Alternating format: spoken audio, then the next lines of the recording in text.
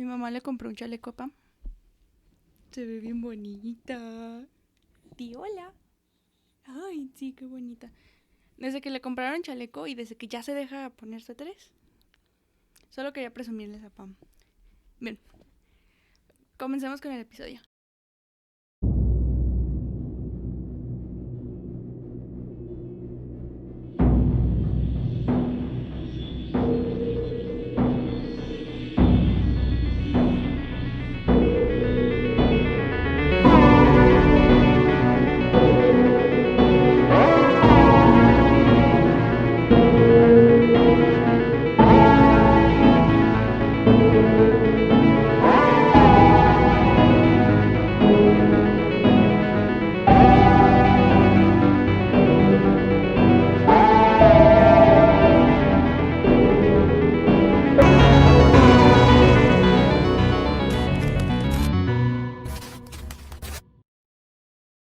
Bienvenidos a un nuevo episodio. Mi nombre es Angie y cada mes elijo un tema del cual cada semana me pongo a platicar de casos que se me hayan hecho interesantes, ya sea de crimen, misterio, fenómenos paranormales o conspiraciones que ahora forman parte de mi cuarto de expedientes.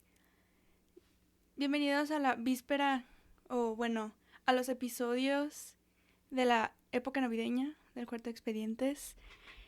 Estoy muy emocionada. Si ven el video pueden ver a Misterioso. Está muy bonito. Le puse una guirnalda con luces que me compró mi mamá. Y le puse un gorrito bien bonito. Entonces, como pueden darse cuenta, estoy muy feliz y muy emocionada porque todo lo que queda de diciembre les traigo casos que sucedieron en Navidad o en la época navideña, porque todos necesitamos saber un poco más acerca de casos que se hayan pasado. Y creo que es de los que más les interesa a la gente porque usualmente son de los que más se buscan o de los que más se tratan como de entender. Entonces me di a la tarea de encontrar los más famosos, los que más llamaran la atención. Ustedes se van a dar cuenta. Pero como pueden ver, el set del cuarto de expedientes está súper navideño. Hasta yo me puse de blanco porque es navideño. Entonces me emociona mucho. Y además quería agradecerles, aprovechar para agradecerles porque estuve recibiendo estos últimos días sus famosos y bonitos Spotify Wrapped, en donde el podcast es de los más escuchados para algunos y también de los más populares. Está entre su top 5. Estamos acompañando también podcasts que, somos fans. Soy muy fan de todos esos podcasts, de leyendas legendarias, de la cotorriza. O sea, estamos a un nivel al que no creí que fuéramos a llegar. Y eso es gracias a ustedes, gracias a toda la gente que me escucha cada semana y que me pide casos y que escucha mis casos y que me platican. Entonces, no hay mejor manera que agradecerles porque se siente muy bonito. Entonces, pues sí. Entonces, les agradezco muchísimo, muchísimo por escuchar el cuarto de expedientes estos meses que ha estado al aire. Vamos por más, muchísimos más. No me voy a ir a ningún lado, pero quería empezar este episodio agradeciéndoselos. No lo pude hacer en el episodio pasado porque pues ya estaba grabado, ya estaba en YouTube, pero ahora sí tenía que hacerlo. Y bueno, como tienen ese sentimiento ustedes y ya se lo saben, si esa es la primera vez que escuchan alguno de mis episodios, no olviden suscribirse y seguirme desde cualquier plataforma. Si me escuchan desde YouTube, denle suscribirse y pónganle la campanita para que reciban notificaciones cada que yo esté subiendo los videos, porque a veces se suben tarde. Como se dieron cuenta, hace 2 semanas no pude subir el de John F. Kennedy, la parte 2, porque mi internet es chafa y no tengo fibra óptica, lo siento, y tarda muchísimo en subir. Tardó más de lo que yo creí y además estaba más largo de lo que usualmente hago los episodios. Entonces, sí, lo siento.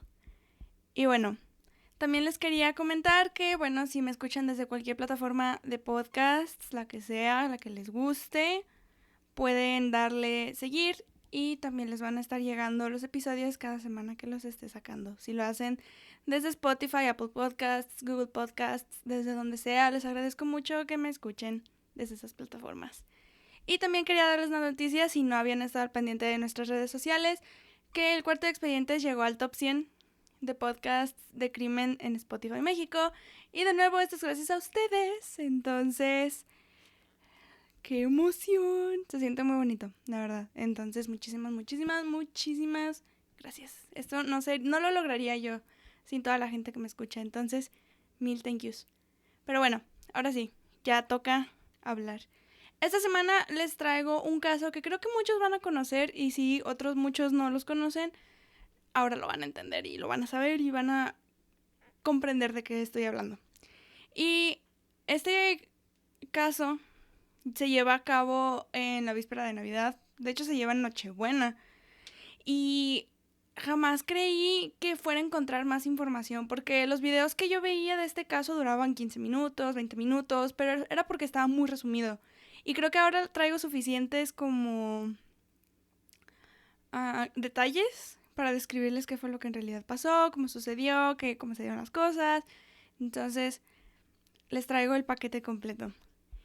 Este caso se lleva a cabo en Fayetteville, en West Virginia, y este es un pueblo que se reconoce por su diversidad histórica en cuanto a la guerra civil, porque fue un lugar en donde como que ocurrieron muchísimas cosas en la guerra civil en Estados Unidos, y también por su rica diversidad histórica como tal, porque el pueblo pues aparentemente es muy bonito y tiene mucha historia, entonces es muy conocido por eso. Pero creo que es más conocido el pueblo de Fayetteville por el espectacular que estuvo por décadas, por casi 4 décadas. Y es especialmente a lo que se dedica este caso. Hubo un espectacular en este pueblo que duró 37 años, para ser precisa. Y no se quitó hasta la muerte de la madre de estos niños. Entonces, platiquemos de este caso porque está muy bueno. Yo creo que ustedes también van a como comenzar a crear estas teorías que se van desarrollando a lo largo del conocimiento del caso. Entonces, empezando todo esto se desenvuelve con el patriarca de la familia llamado George Souther, o como era conocido porque era un migrante italiano, Giorgio Sodu, de Tula, en Sardinia, que nació en 1895, y él migró a Estados Unidos en 1908 cuando tenía 13 años y fue acompañado de su hermano. Pero este nada más llegó hasta la isla Ellis, que es en donde se encuentra la Estatua de la Libertad, y después pues el hermano se regresó a Italia dejando a un George Souther de tan solo 13 años solo. Pero era una persona sumamente inteligente, sabía lo que hacía y reconocía como tal qué hacer para sobrevivir, y entonces encontró trabajo siendo parte de una ferrocarrilera en Pensilvania, en donde se dedicaba a ser el aguador y el encargado de llevar diferentes materiales a los trabajadores que se encontraban ahí. Después se mudó a Smithers, que es en West Virginia, y de ahí comenzó su negocio de camionero, y también era donde se encargaba de cargar los camiones con lo que fuera y también especialmente carbón. Un día, George entró a una tienda llamada La Caja Musical y ahí fue donde conoció a Jenny Cipriani, que era hija también de migrantes italianos que se la habían llevado a Estados Unidos cuando tan solo tenía 3 años. Entonces prácticamente Estados Unidos era su hogar. Casi no recordaba nada de Italia. No hay mucha historia como detrás, por más que busqué, no hay tanto de las biografías, tanto de George como de Jenny, pero ellos se casaron y en 1923, entre ese año y 1945, tuvieron 10 hijos. Joseph, o como era conocido como Joe, John, Marion, George Jr., Maurice, Martha, Louis, Jenny, Betty y Silvia.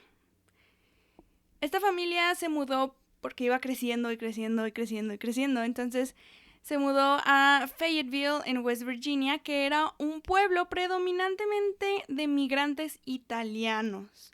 Entonces era muy predominante que hubiera italianos aquí. Y los Souther, de hecho, eran una representación clara del sueño americano porque eran respetados. De hecho, George Souther comenzó a construir su reputación y era muy respetado en el área con los italianos. Y bueno, tenían una casa preciosa que era como de las mejores en todo Fayetteville y era como de un marco de madera. O sea, era muy bonita Esta casa era preciosa y era de las más reconocidas también, de nuevo, por la reputación que tenían los Souther, y esta se encontraba a tan solo 3 kilómetros del pueblo. Rápidamente, los Souther entonces comenzaron a ganarse el respeto y el cariño de la gente, especialmente George, porque era un hombre de negocios y también porque era un padre dedicado a su familia. O sea, él amaba a su familia, los quería mucho y los apreciaba, entonces él quería mucho, mucho a su familia. Pero, además de esto, George era también un hombre con opiniones muy fuertes. Recordemos, si nos damos cuenta, las épocas en las que tuvieron a sus hijos fue entre 1923 y 1945, 43 más o menos, no tanto 45. Pero era la época de la Gran Depresión en Estados Unidos, se había caído la bolsa de valores en Wall Street y también estaba seguida de la Segunda Guerra Mundial en 1939. Entonces, estaban teniendo muchos problemas y Fayetteville era habitado por migrantes italianos y George Souther era un fuerte detractor de Benito Mussolini. Y esto era debido a la alianza que había creado con Adolf Hitler en la Segunda Guerra Mundial.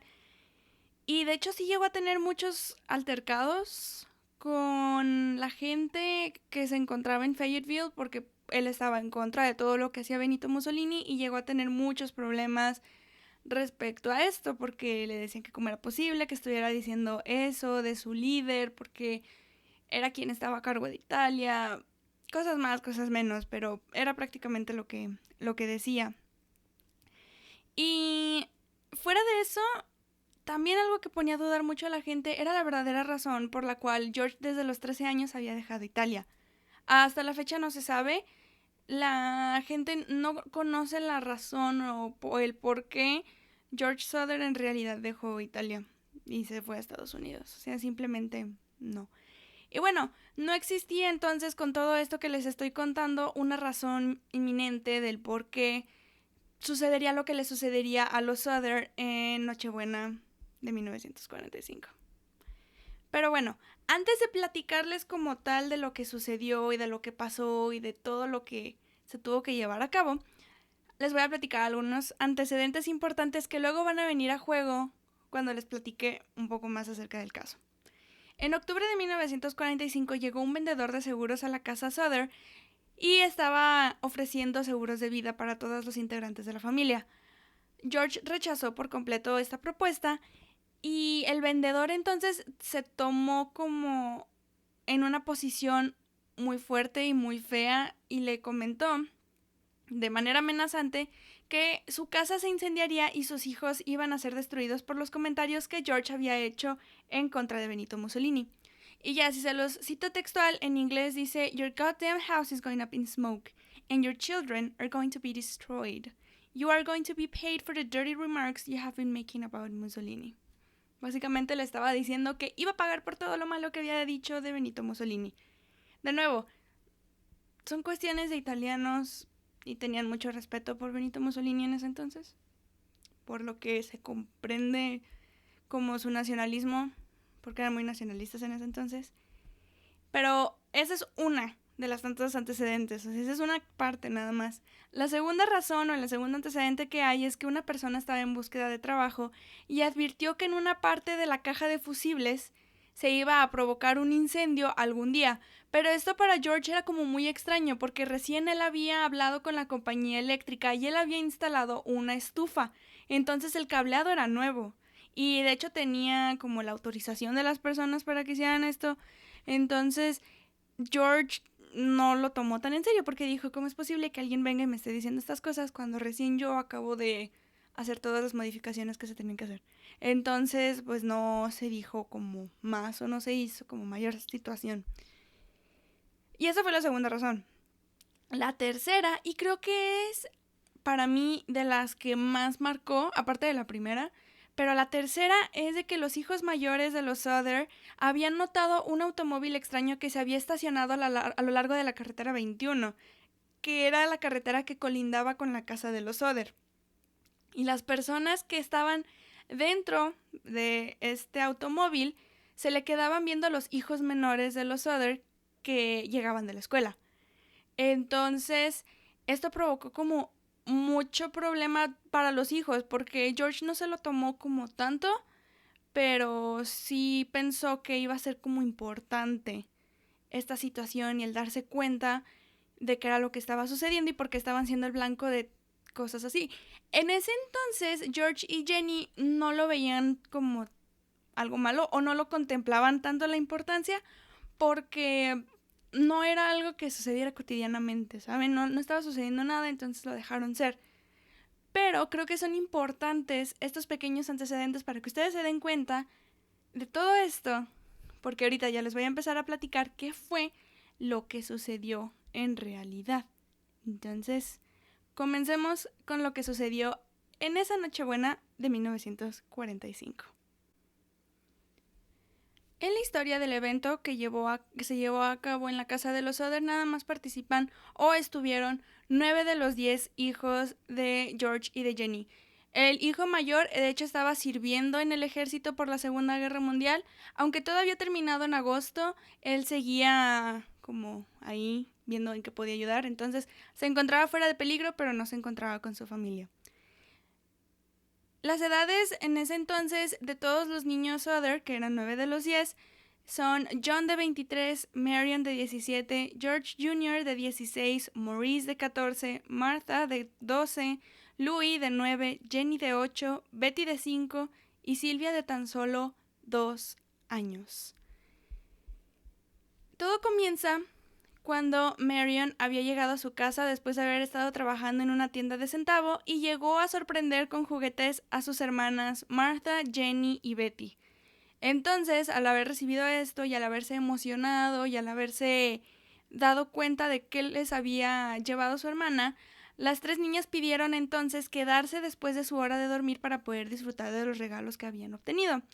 A lo que Jenny, su madre, había accedido siempre y cuando Maurice y Louis se quedaran despiertos porque eran los hermanos mayores. Además, ellos debían encargarse de entonces meter a las vacas, alimentar a las gallinas, cerrar las cortinas, apagar las luces y cerrar la puerta con llave. Algo que Jenny también les recordó que hicieran. Después, entonces, ella tomó a Silvia, de tan solo 2 años de edad, y se la llevó a dormir con ella. Es aquí donde ustedes me van a decir, Angie, pero tú mencionaste a 2 hombres mayores que no tienen ni 14 ni 9. Eso es cierto, porque George, John y George Jr. ya se habían ido a dormir porque ya habían tenido una jornada muy pesada en la granja de la familia. Entonces, por eso ellos estaban dormidos y los que se debían mantener alertas de la situación eran Maurice y Louis. Todo iba normal, todo iba bien, hasta que a las 12:30 de la mañana, o de la madrugada, Jenny fue despertada por el sonar del teléfono de la casa y para que no se hiciera más drama y no despertara el estruendo a las personas, rápidamente se levantó y bajó a contestarlo. La voz de quien llamaba era una mujer que pedía hablar con una persona que Jenny no conocía y fue ahí donde ella le dijo que pues era un número equivocado, que no se encontraba con quien ella quería platicar y entonces regresó a dormir. Pero algo que ella describió y que notó extraño fue que al momento en que ella le comentó que no se encontraba la persona y que era un número equivocado, la mujer del otro lado de la línea comenzó a reírse de manera extraña. Entonces esto sí como que preocupó a Jenny porque dijo, bueno, ¿qué onda? Y se escuchaba música, se escuchaban risas, se escuchaba el tintineo de las copas, entonces era como muy extraño, pero no le dio tanta importancia y entonces decidió como regresar a dormir. Algo que notó Jenny, que se le hizo eso sí muy extraño, fue que las luces seguían encendidas, justo cuando ella les había dicho a los niños que pues las apagaran y que cerraran las cortinas y que cerraran con llave la casa, pero pues nada de esto había pasado. Marion se había quedado de hecho dormida en el sofá de la sala. Y entonces Jenny con esto asumió que los niños entonces se fueron a dormir a sus cuartos, que algunos compartían un cuarto abajo y otros se iban a dormir en el ático. Entonces ella dijo, bueno, tal vez Marion se quedó dormida estando aquí, los niños decidieron como no apagar la luz porque la última iba a ser ella. Entonces no le dio mucha importancia y ella apagó las luces y cerró las cortinas y pues se fue a dormir. Después, media hora después, a la 1 de la mañana, Jenny de nuevo fue despierta, pero ahora por el sonido de un objeto que había golpeado el techo y que de hecho había cierto como un fuerte estruendo, como un fuerte boom o pop, o sea, como un fuerte golpe, y luego rodó, o sea, cayó y empezó a rodar, pero como que no le dio mucha importancia y entonces pues ella regresó como a dormir y ya. Media hora después, Jenny de nuevo se despertó, pero ahora era porque estaba oliendo humo. Volteó a ver la habitación que utilizaba George como oficina y esta estaba en llamas. Todo estaba en llamas alrededor de la línea telefónica y la caja de fusibles. Entonces, rápidamente Jenny tomó a Sylvia, le despertó a George y a sus 2 hijos mayores y se fue corriendo junto también con Marion. John, Marion, George Jr. y su padre George habían podido escapar a tiempo y de hecho ya se encontraban afuera de la casa, aturdidos, pero a salvo de todo con su madre y con su hermanita Sylvia. Desde afuera, los 5 integrantes de la familia intentaron gritar a la casa para poder despertar a los 5 niños que dormían en el ático, pero no recibían respuesta alguna. George entonces intentó salvar a los niños entrando por una ventana que rompió. Obviamente por la puerta ya no podía entrar. Entonces rompió una ventana y hasta se llegó a cortar un pedazo de su brazo. Se empezó a sangrar su brazo porque entró por ahí. Pero no lograba ver nada a través del humo y el fuego que ya se habían estado extendiendo por toda la casa. Ya estaba todo en la planta baja. Sala, comedor, cocina y oficina ya estaban completamente en llamas. Y lo que separaba de su habitación y el ático donde dormían los niños era un pasillo y una escalera. Pero la escalera ya estaba en llamas también. Entonces no podía pasar por ahí, no podía rescatar a sus hijos y entonces nada. George intentó llamar al departamento de bomberos en ese entonces, pero su teléfono ya no servía. Entonces ni siquiera podía como entrar la llamada ni nada. O sea, era muy pesado como en ese momento porque no tenía ni idea de qué hacer. Marion, de hecho, se fue corriendo en ese entonces súper rápido, o sea, se fue corriendo a la casa de un vecino para poder llamar al departamento de bomberos, pero nadie le contestó. No podía como contactar a una operadora que le pudiera contestar para poder atender la situación. Entonces, era súper pesado hacer todas esas cosas.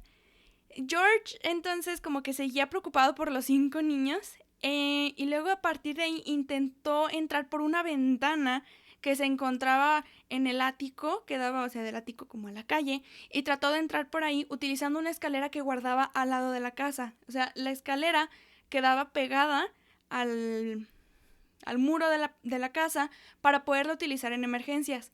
Pero cuando la fue a buscar, esta no se encontró por ningún lado, no estaba en su lugar habitual.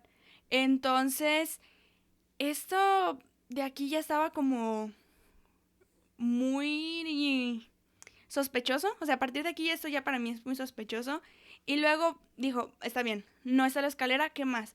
Fue ahí cuando George entonces estaba quedando sin opciones, pero decidió mover sus camionetas, porque tenía 2 camionetas, y las tenía estacionadas y decidió moverlas al lado de la casa para poder subirse ahí y ver por una ventana qué onda con sus hijos. No es broma, ninguna de las 2 camionetas prendió. Ninguna. El día anterior funcionaban perfectamente, no tenían ninguna falla. Y el día del incendio, en la noche del incendio, ninguna de las 2 camionetas prendió. Entonces, George siguió buscando más opciones, o sea, él no se estaba dando por vencido porque él quería rescatar a sus hijos. Y entonces trató de sacar agua de un barril de lluvia que se había tenido, pero el agua estaba congelada porque estaba nevando ese día. Entonces, George estaba estaba tratando de hacer hasta lo imposible por rescatar a sus 5 hijos. Mientras, un vecino estaba tratando de contactar al departamento de bomberos. Llamó, pero de nuevo ninguna operadora podía contestar, ninguna operadora podía ser contactada. Y por ser temporada navideña y posguerra, porque estaba viendo el video de BuzzFeed Unsolved y Ryan dice, ¿qué tan pésimo servicio debes de tener para que el departamento de bomberos no conteste? Y algo que sí les doy, no es excusa, pero se comprende, es que el departamento de bomberos en ese entonces no tenía suficiente gente, porque muchos de esos bomberos estaban sirviendo en la guerra. Entonces no se encontraban con suficiente staff y pues no había como muchas maneras de poderse contactar ahí. No es excusa, pero se entiende porque es posguerra. Entonces, sí. El jefe de bomberos no podía manejar el camión, no sabía manejar el camión. Entonces, este vecino se hartó, tomó su automóvil y manejó hasta la casa del jefe F.J. Morris después de intentar llamarlo desde una taberna en donde tampoco contestaron. Entonces, a partir de ahí se inició un proceso de alarma donde el jefe llamó a un bombero y ese bombero llamó a otro y ese a otro. Y entonces se hizo como un efecto de cadena de toda la situación. Y fue así cuando se conoció por completo qué fue lo que había sucedido entonces en la casa Soder. Pero les dijeron que como no podía el jefe de bomberos manejar, aunque se encontraban a 2.5 millas de la casa de los Soder, que no podía manejar el camión y que pues no podía atenderlos hasta la mañana siguiente. No sé, aquí no sé qué fue lo que pasó, no sé en qué cabeza cabe, pero te encuentras a 2.5 millas del lugar en donde debes de apagar un incendio y no los puedes atender. O sea que no me entra en la cabeza, honestamente. Pero entonces la familia Soder no tuvo otra opción más que ver su casa ser consumida por las llamas durante los siguientes 45 minutos. Y aunque el departamento de bomberos, repito, estaba cerca, llegaron hasta las 8 de la mañana del día siguiente. Entonces, los Soder todavía se tuvieron que aventar 7 horas más del incendio para que llegaran los bomberos. No lo sé, pero esto ya es muy sospechoso para mí. O sea, llegaron hasta las 8 de la mañana del 25 de diciembre. No sé, no entiendo. George y Jenny, entonces, o sea, llegaron los bomberos y fue así como ellos supusieron que sus 5 hijos habían muerto en el incendio, pero entre los restos de la casa, entre todo el escombro y todas las cenizas que quedaron, no encontraron huesos o algo que demostrara que habían quedado cuerpos. Y tampoco había señal de los niños. El jefe Morris entonces dijo, bueno, tal vez el incendio estuvo tan fuerte, estuvo tan caliente, que se incineraron completamente los cuerpos. Y bueno, aunque esta teoría es plausible, es creíble y, o sea, a primera vista parece, está bien, tal vez esto pudo haber sucedido, no es completamente cierta, porque se reportó que no hubo olor como de carne quemándose, o sea, como si alguien se hubiera quemado su piel. Entonces, no es plausible lo que había dicho el jefe Morris. Y también se hicieron varios análisis y la casa de los Soder estaba desprovista de cualquier tipo de resto humano. Entonces, no creo que haya sido así. O sea, no creo. Y bueno, independientemente de si las teorías son plausibles o no, lo que resultó de esto o lo que se determinó al final de cuentas de este caso fue que el incendio se atribuyó a un defecto en el cableado de la casa. Pero está bien.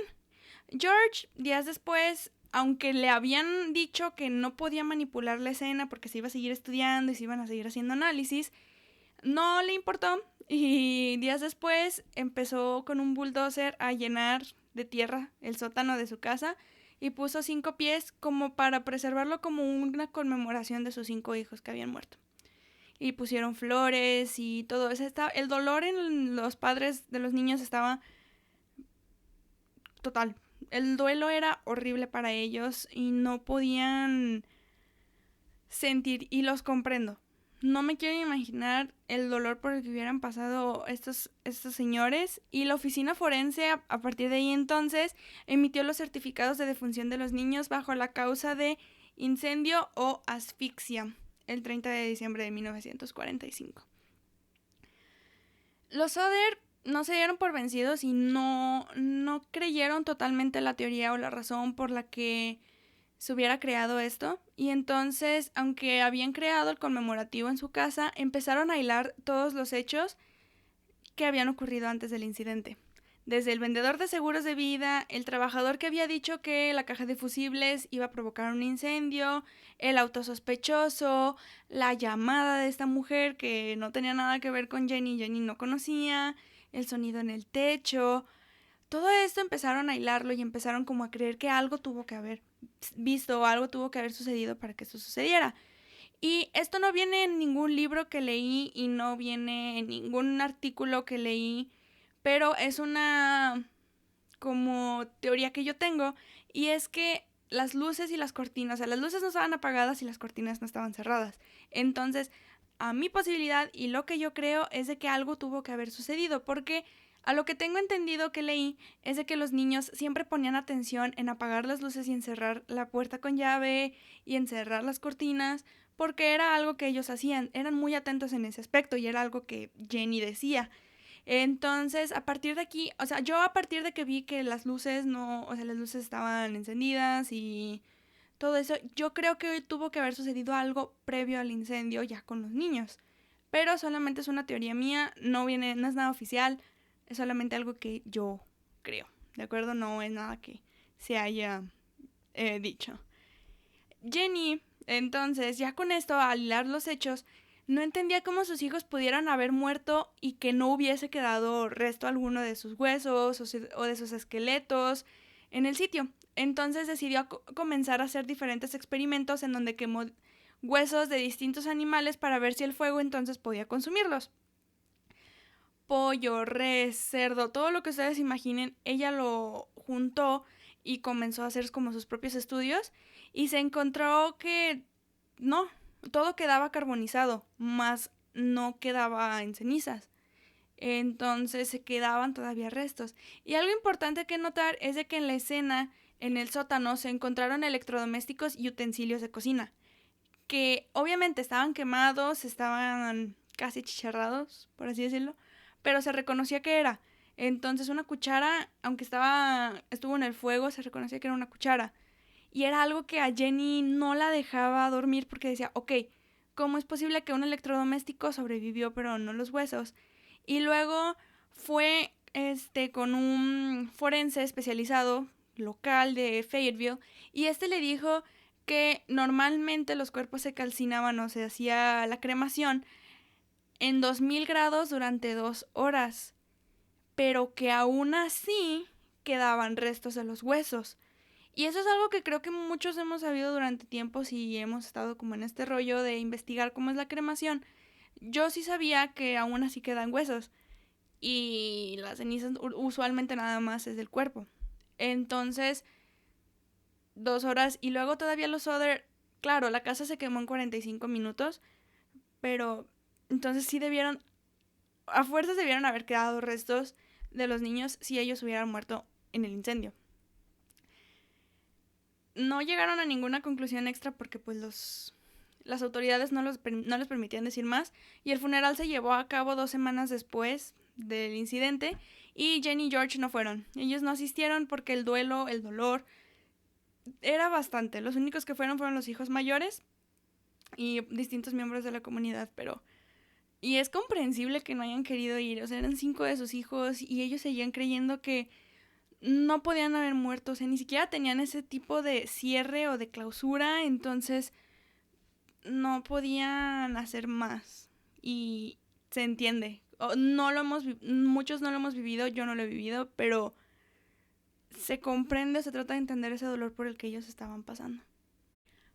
Pero independientemente de si fueron o no al funeral Jenny y George, ellos comenzaron a dudar sobre la realidad de los acontecimientos y también sobre la posibilidad de que sus hijos estuviesen vivos. Y aquí todo empieza a crearse en una conspiración. Ustedes saben, Angie ama las conspiraciones. La gente que escucha el Cuarto de Expedientes ama las conspiraciones. Hagámoslo. Y aquí es en donde comienza esta gran duda que también a mí me entró. O sea, empecé a investigar el caso y dije, bueno, la familia Soder, no me acordaba de mucho. Yo vi de este caso, lo vi en BuzzFeed Unsolved hace mucho tiempo, cuando salió en 2016. Entonces han pasado 4 años. Pero comencé a investigar más y hay una razón porque el reparador de los teléfonos, o sea, el reparador de la línea telefónica, él había comentado y le dijo a George que la línea en realidad había sido cortada, no quemada. Entonces, si el incendio fue declarado oficialmente como una falla eléctrica, las luces deberían estar apagadas. Y eso fue algo que George dijo y algo que yo también me puse a pensar. Porque dice, ok, oficialmente la gente dice que fue una falla eléctrica en mi casa. Pero entonces, ¿cómo es posible que las luces, tanto las luces navideñas como las luces de la casa, estaban encendidas? Entonces, Jenny también había dicho, y si ustedes recuerdan, Jenny fue la que vio a Marion acostada en el sofá mientras las cortinas estaban abiertas y las luces estaban prendidas. Eso es algo que ella recalcó mucho. Entonces, es muy probable que sí le hayan cortado en realidad la línea y que por eso no haya podido llamar al departamento de bomberos. Y luego, un testigo aseguró que vio a un hombre en el momento del incendio con un bloque y un polipasto, que son herramientas que se utilizan para remover motores de automóviles. El polipasto, por si no sabían, es como una polea. Yo lo identifico como una polea, tal vez no sea eso, pero era un bloque y un polipasto, lo que traía él, y que probablemente por eso los automóviles de los Oder no pudieron encender. Y luego, un día, mientras visitaban el lugar, Silvia, la niña de 2 años, encontró un objeto verde de hule duro en el patio. Jenny fue ahí cuando recordó y dijo, esto fue probablemente lo que provocó el ruido en el techo. Y George lo analizó y concluyó que era una bomba napalm de piña, tipo las que se usan en la guerra. Era una tipo granada de las que se utilizaron en la Segunda Guerra Mundial. Y entonces, un camionero que iba manejando en ese entonces por la casa, comentó haber visto gente tirar bolas de fuego directamente a la casa de los Oder. Entonces, esto indicaba, todas las banderas rojas empezaban a salir, piu, piu, piu, piu, piu. Y fue cuando empezaron a concluir que en realidad el incendio comenzó en el techo. Pero no hubo como evidencia muy fuerte, muy clara que en serio concluyera que el incendio comenzó en el techo. Pero como se pueden dar cuenta, las cosas aquí ya empieza uno a dudar y a pensar en todas estas razones. Y bueno, ok, nos entra la duda y nos ponemos a pensar en esto. Pero hay algo más que nos hace entrar aún más en duda. Y es porque comenzaron los reportes de avistamiento de los niños. Una mujer dijo que los había visto asomarse desde un automóvil que iba pasando justo cuando el incendio estaba tomando lugar.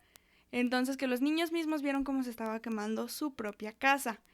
Y luego, una mujer que operaba en una parada turística entre Fayetteville y Charleston, a 50 millas oeste del pueblo, comentó que también los vio y que les sirvió el desayuno a la mañana después del incendio. Y que el automóvil que los llevaba tenía placas del estado de Florida. Pero no nada más ellas dos los vieron, sino una tercera mujer que trabajaba en un hotel en Charleston vio las fotos de los niños en el periódico y luego comentó que ella había visto a 4 de los 5 niños desaparecidos de los Oder y que estaban acompañados de 2 hombres y 2 mujeres que tenían rasgos italianos. Y luego comentó que no recordaba la fecha exacta en la que se habían registrado, pero que todos lo habían hecho y que se quedaron en una habitación grande con muchas camas. Y luego comentó que se registraron alrededor de la medianoche y que ella intentó como platicar de manera linda con los niños y que trató de comunicarse y que los hombres comenzaron a comportarse de manera hostil con ella, como prohibiéndole que lo hiciera.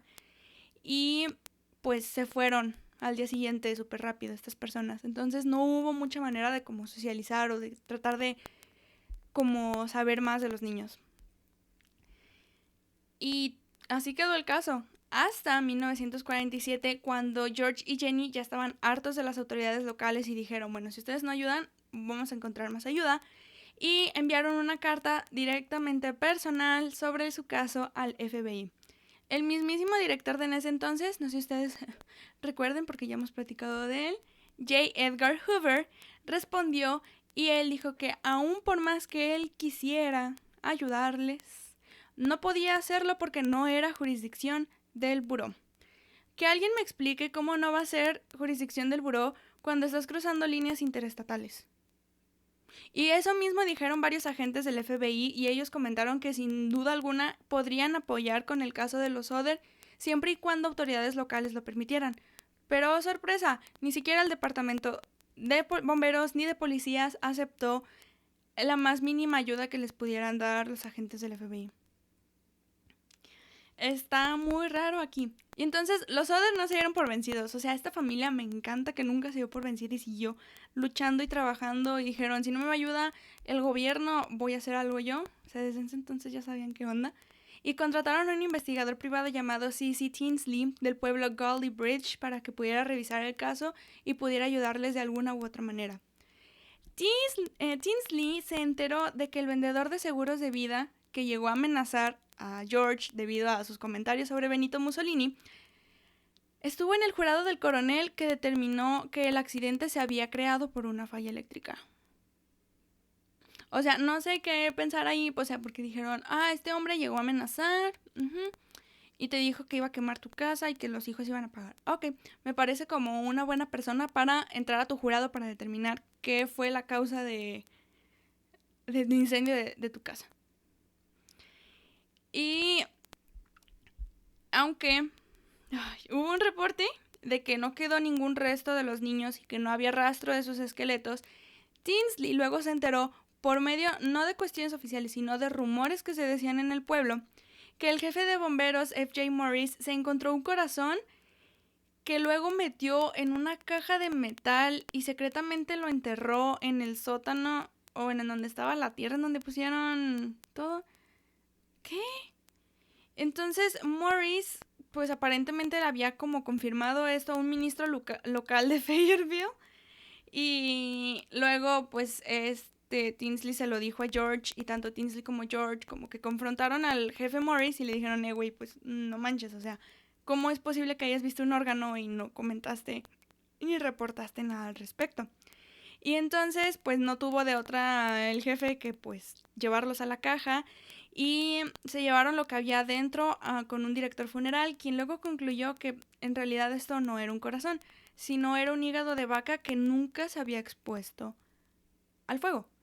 Y entonces luego llegaron más rumores y fue donde se decía que F.J. Morris en realidad pues sí había llevado como el hígado y lo había metido en una caja y era como una razón de darles esperanza a los Souther por si en algún momento como llegaban a ver este órgano y se les daba cierto tipo de cierre porque porque ya no iban a investigar más sobre sus hijos y la investigación iba a quedar cerrada y nada.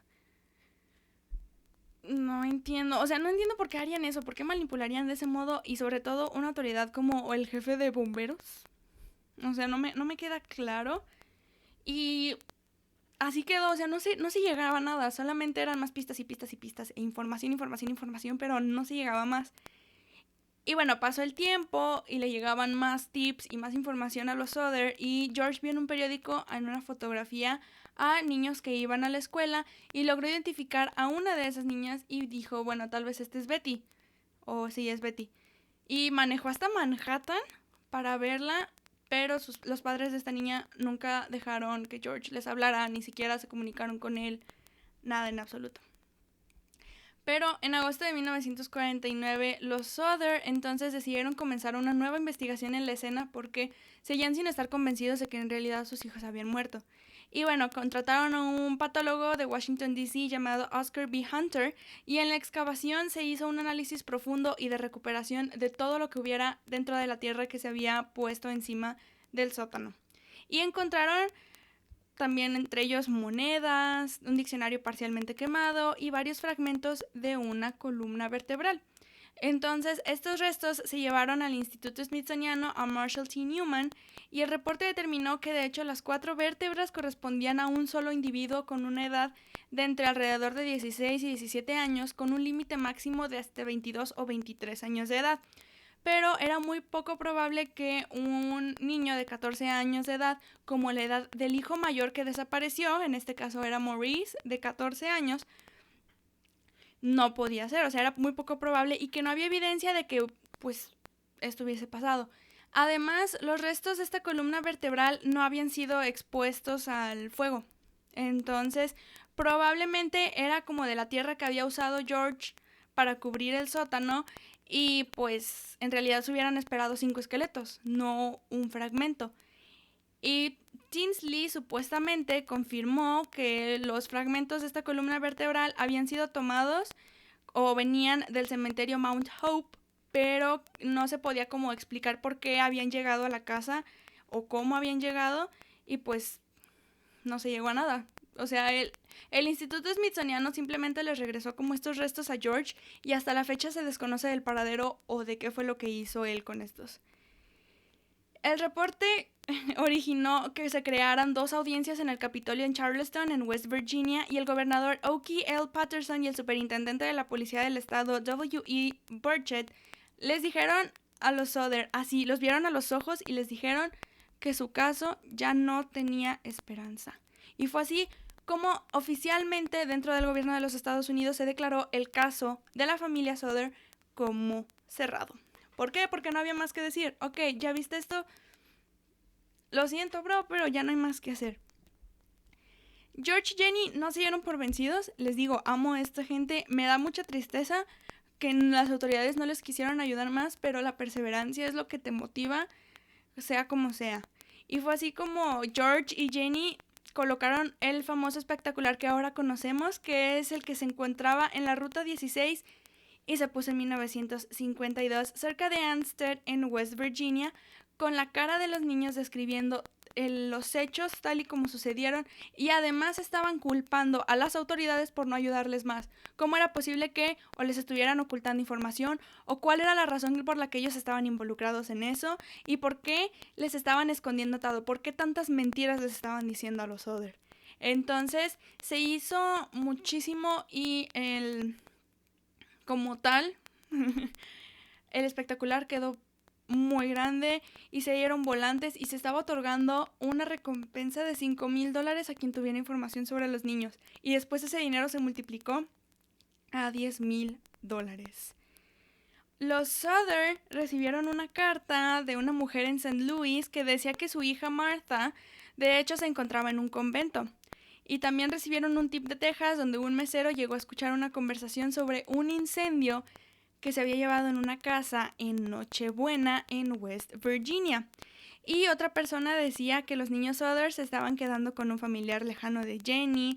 Una mujer de Houston comentó en una carta que un conocido mientras estaba borracho había confirmado que era Louis Souther y que vivía con su hermano Maurice. Y bueno, George viajó por todo el país para poderse comunicar con este chico, pero él dijo que nunca había comentado ese tipo de cosas y nunca las dijo. Pero hey, palabras de borracho son usualmente la verdad. Uno nunca sabe, solo estoy poniendo eso ahí, Pero George al final siempre regresaba con más preguntas que con respuestas. Y en 1968, Jenny recibió una carta más de 20 años después del incidente, mientras estaba revisando su buzón. Y había un sobre que estaba dirigido solamente a ella, a nadie más de la familia. Y aunque tenía una marca de la oficina de correos de Kentucky, no tenía dirección del remitente. Entonces no había más. Y había una foto de un hombre que se encontraba alrededor de sus 20 y atrás venía una nota con un mensaje un poco extraño porque decía: Louis Souther, amo a mi hermano Frankie, niños Elil, a 90132 o 35. En inglés es Louis Souther, I love brother Frankie, little boys, 890132 or 35. Este mensaje, de hecho, mucha gente ha tratado como de descifrarlo o de quitarlo o de entenderlo. Y me metí a un foro, ahorita les platico más de eso, y tratan como de hablar acerca de eso. Notaron entonces en esta fotografía Jenny y George que tenía un parecido muy cercano, el chico que aparecía con Louis, y que pues además del pelo rizado y los ojos cafés, tenía un gran parecido por la nariz, o sea, era una nariz recta, y porque tenía levantada la ceja izquierda. Entonces dijeron, ¿sabes qué? No podemos publicar esto porque no vaya a ser que pues se hicieran más cosas, y contrataron de nuevo a un detective para que fuera a Kentucky y tratara de localizar a este chico. Nunca escucharon más sobre este detective. o sea, así quedó nada más. O sea, nadie supo más sobre el detective. Y tenían miedo entonces de que se publicara la carta y de que algo le hicieran al chico, y nada más pusieron en el espectacular, lo actualizaron con una foto del que sería conocido como Louis.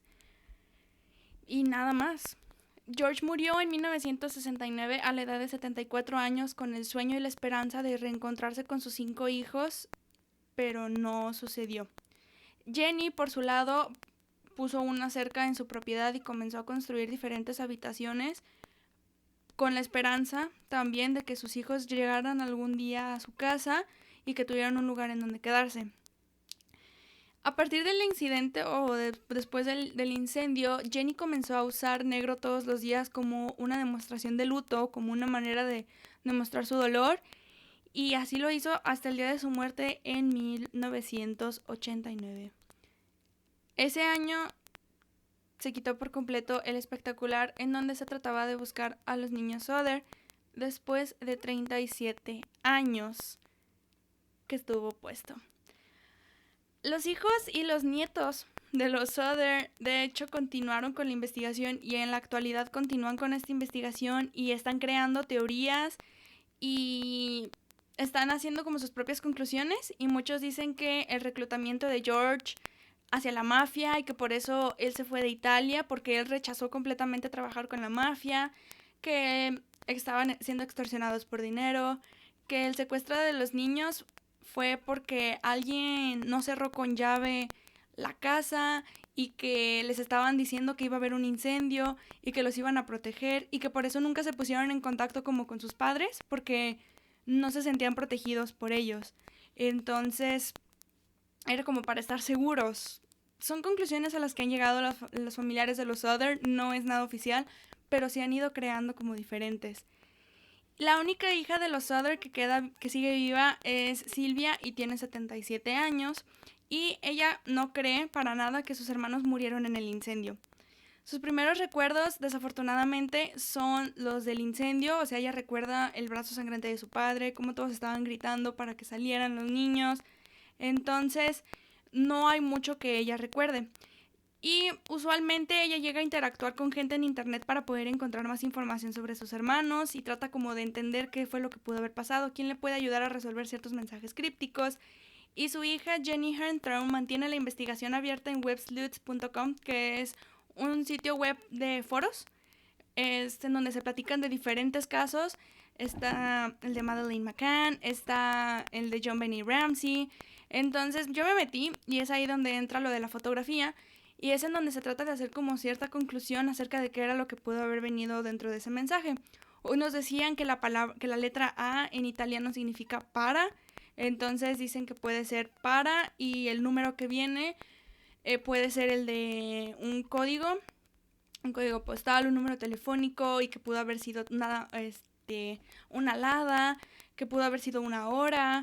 Entonces es lo que mucha gente como que piensa, y si ustedes se meten en el sitio web pueden encontrar mil cosas. Sigue activo, la última respuesta que vi es de octubre de 2020, entonces mucha gente sigue activa ahí, mucha gente sigue viendo y tratando de poder ayudar a, a Jenny Souther para poder entender, a Jenny no, a Silvia Souther y a Jenny Herntraum para poder entender un poco más sobre qué fue lo que pudo haber pasado con los hermanos Souther que desaparecieron.